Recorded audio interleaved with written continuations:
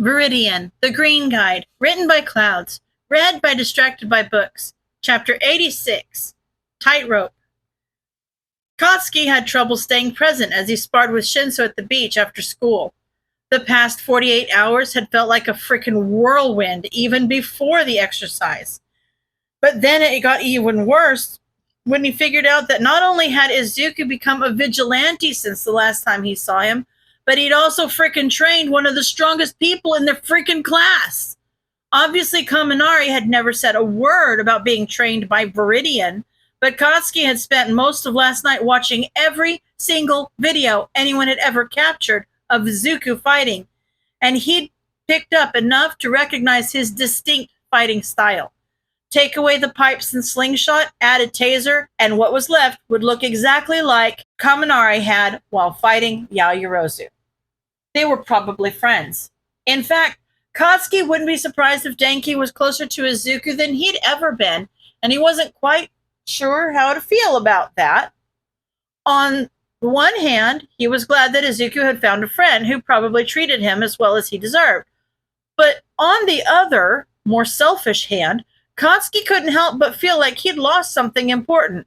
He'd messed up and missed out on what probably could have been an amazing, lifelong friendship, and even if he somehow managed to mend their relationship now, there was nothing he could really do to get those years back.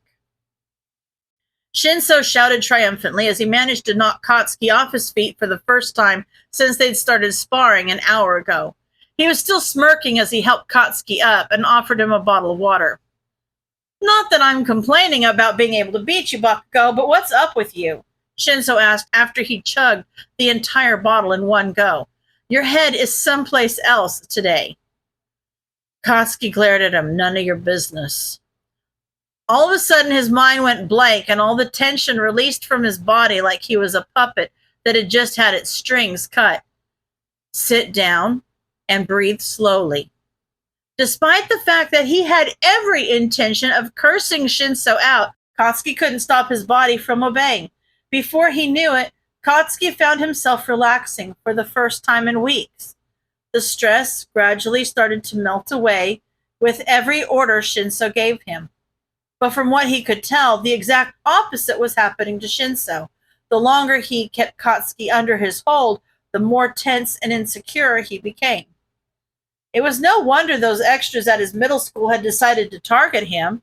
Katsuki got the feeling that Shinso could ask him to do anything in this state, and he'd probably end up doing it whether he wanted to or not. And as much as he hated to admit it, there were plenty of times in his life when he would have been excited to pound someone with a brainwashing quirk to the ground. At the time, he would have seen it as a way of proving that he was stronger than them.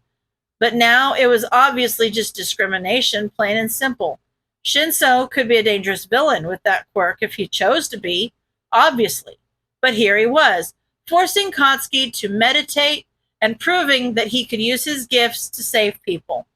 It was badass. When Shinso finally released his quirk, Katsuki felt like he'd been dumped in cold water as reality came rushing back in. He stretched and glanced toward Shinso, who looked like he was expecting to be screamed at. That wasn't going to fly. "Careful, eyebags," Katsuki huffed.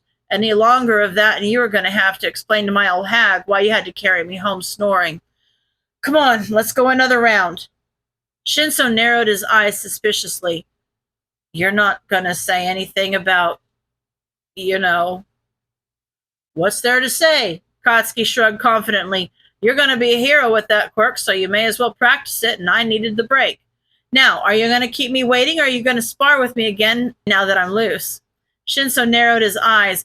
"Why do I get the feeling I'm going to regret helping you?" Katsuki grinned back before charging. "Because now you can't rely on exhaustion to beat me." "I have no idea whether I should drink more caffeine or less," Denki complained. He was currently sitting on Izuku's bed, though sitting was really more of a loose term. More accurately, he was lying with his entire upper half hanging upside down off the bed, while both feet were straight up in the air, repeatedly switching his legs to cross over one another.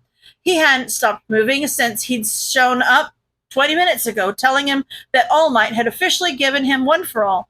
Not that he ever really stopped moving normally either, but today it looked like he was practically vibrating with energy. He hadn't managed to stay on one topic for long enough for Izuku to figure out exactly what he'd done with his new quirk, though he'd said something about a combat exercise before he'd started rambling about flirting techniques. So he figured the day had been eventful, and he'd probably hear about it eventually, once Denki's brain finished adjusting to his new energy level. He half expected Denki to start glowing like a light bulb from the sheer amount of electricity that was probably flowing through him right now. He couldn't imagine that suddenly receiving a new quirk like that would be comfortable. Well, for the caffeine question, do you need to focus or do you feel jittery? Izuku asked, or is your body just still adjusting to one for all and nothing is going to help? Denki snapped and pointed at him. Yes, that one. I still can't believe I caused a UA-wide blackout. Izuku choked slightly. You did what? Meh. It was only like half the school. Denki waved his hand like it was no big deal. And Nedzu said the backup generator kicked in, so none of the security systems or anything went down. And it was no big deal. Half the school just had to have classes outside for the last couple of hours. Mina said it was pretty awesome. Izuku couldn't help laughing as he shook his head. Thanks. That's kind of a big deal. What were you even trying to do? Magnetize a bomb, Denki said simply. Or I guess I was magnetizing myself, not the bomb. I don't know. It was really cool, though. You magnetized yourself? Izuku blinked a few times before his jaw dropped. You used electromagnetism? That's so awesome, Denki. Congratulations. Denki stopped kicking his legs and grinned at him. Thanks, Izu. It was really cool and kind of an accident the first time. It probably would have been smarter to not use it on half the wall right off the bat. You used it on a wall? Izuku's eyes shot up. What? Do I even want to know how? Well, I guess it wasn't technically the wall, Denki frowned. It was more like what was behind the wall, and the wall just got sandwiched in between. I have this classmate, Yairose, who's like super hot and can create anything. But I guess she didn't think things through because she used these awesome metal slat things to try and bolt the door shut. Izuku winced. Oof. Yeah, I can see that not ending well with you in the room.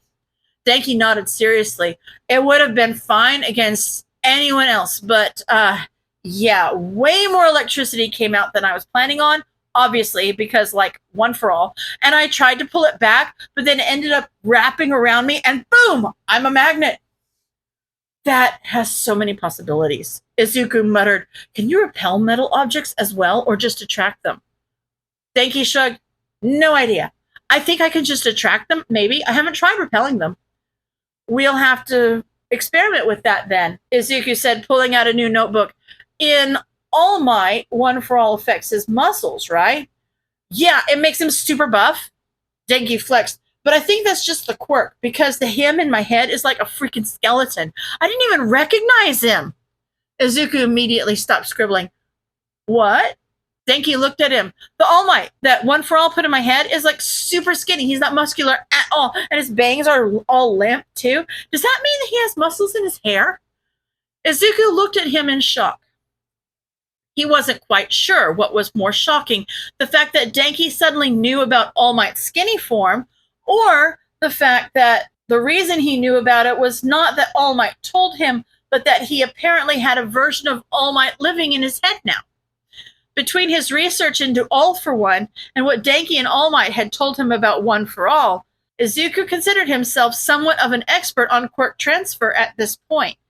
But nothing had ever really come up in his research about versions of the quirk's past holder living in the recipient's head.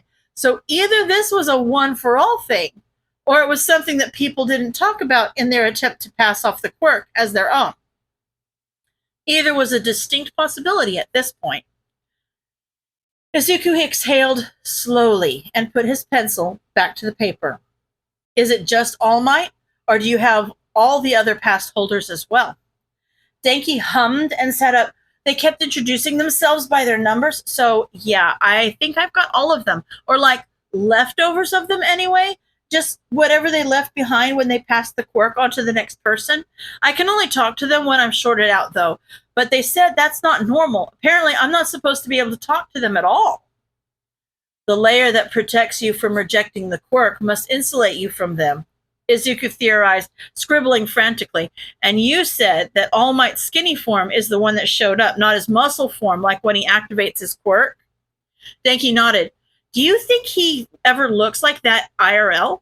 He does, Izuku answered, then realized he probably shouldn't have answered that quickly, especially since he wasn't really supposed to know that. What I mean is he should, right? If One for All increased his physical strength, then he would only have those muscles when the quirk was active. Have you noticed any increase in physical strength since getting the quirk? Denki frowned and shook his head. I don't think so. I was kind of distracted by the whole magnet thing. He jumped up, grinning, as an idea occurred to him. But Aizawa-sensei had us do these crazy tests on the first day, and I hadn't gotten the quirk yet, so we already have a baseline to compare it to. Izuku returned the smile and snapped his notebook shut. Then let's see how One for All affects your physical strength. To the park! Queen Bee was, excuse the pun, buzzing with nervous energy. Working for All for One had a lot of benefits. She had all the resources she could ever dream of and had her pick of interesting hosts to choose from without having to worry about pesky things like disappearances or medical abnormalities. She was always getting to meet new people and use them as her playthings, and the best part was that her bees never lacked for things to do. It was easy to forget exactly who her employer was until, of course, things started going wrong, like they had been lately. It wasn't her fault. There were a lot of factors, and how was she supposed to know that that pesky little vigilante was going to blow up all her bees? Luckily, she'd pumped the doctor's failed experiment with enough poison to level a city, it felt like, so there was no way he'd survived that, and if he had, it would have been in the news. That, however, was one of the only positives to the whole fiasco. All for One wasn't known for his patience. He would keep a pawn as long as they remained useful to him, but once that was no longer the case, say they had failed at their assigned goals one too many times, then, well, men like All for One didn't bother with little details like severance pay, so it was better to not fail. That, rather annoyingly, made her position the teensiest bit precarious at the moment. Again, it wasn't as if any of her failures were her fault. She was doing her best, and she thought she'd done quite well at recovering and completing her tasks, considering that she was also having to adjust to an entirely new host, and not even one that was her first choice. Still, though, All for One probably wouldn't tolerate any more failures, especially one as major as her bees somehow failing to even hurt Viridian. She would be the first to admit that she'd been distracted during the fight and was focusing most of her energy and bees on exterminating the doctor's stupid pet. But when a few of her drones had seen Viridian on the scene, she had ordered them to sting him too. But then they hadn't. She was fairly certain it had to do with the way he was hacking into her hive, because she could have sworn that they'd stung him. But those signals have obviously gotten intercepted and switched up somehow, because by the time she'd recovered from losing almost 80% of her hive, which hurt a lot, by the way, he was out, about, and apparently completely fine. She took back every single time she'd ever thought he was cute, because now she knew he was a complete and utter jerk that was ruining her life. She wasn't an idiot. She knew what would happen if All for One suspected that Viridian was able to hijack her signals like that without causing the self-destruct to engage, and she rather preferred being alive, thanks. So she'd made up some bullshit about him finding cover and her bees not seeing him. He'd been angry, of course, but her success at getting rid of the experiment had made up for her slip-up, and he'd decided she was still useful, especially because without her, he would have to find another spy at UA, which would set his plans back even more. So she was safe for now, but that would only last for as long as she kept bringing in good information, and that would be difficult if people kept destroying all her bees. First Viridian, then that stupid Kaminari boy. Sure, he was cute and kind of ditzy, and she'd actually enjoyed it quite a bit when he'd flirted with her while she was possessing Kohaku. But did he really have to short out half the school and fry a good chunk of her bees along with it? He was really lucky he was cute. Thankfully, pretty much everyone had screamed when the lights went out, so her screams of pain blended right in as she felt her bees get electrocuted. She'd only had a few minutes to recover, but what with the sudden darkness and the chaos of All Might ushering them to another training ground to finish the exercise, no one had noticed her acting a bit off. They might have noticed when she took her turn, but she and her partner hadn't actually even fought. They'd lost so quickly. But it didn't end up being an issue, which she was grateful for. She was really sick of her bees dying. It wasn't all bad, though. She had learned the true identity of the Ka-chan they'd been hearing so much about, and now knew to be extra careful when sending her bees around him, because he understood the significance of them and would explode any that got too close. It was inconvenient, but doable, and unfortunately unavoidable if she wanted to keep her cover and, by extension, her life. At the very least, it was better than not having any warning. The best part of the whole thing, though, was the power outage itself. It had knocked out a lot of the cameras inside the school, so it had been child's play to send a few bees to figure out where the teachers kept their schedules and lesson plans. And she'd been able to retrieve them while All Might was still trying to regroup the students and corral them to the new training ground. The original plan had been breaking into the school to get those, of course, but this saved time and effort later, which was always the best way to please the bosses. This way, All for One was happy about that because Shigaraki didn't have to go and do it himself. And Queen Bee was happy about it because if All for One was happy, then she wasn't at risk of dying a horrible death. She was excited. After all, what girl wouldn't enjoy a field trip? End of chapter.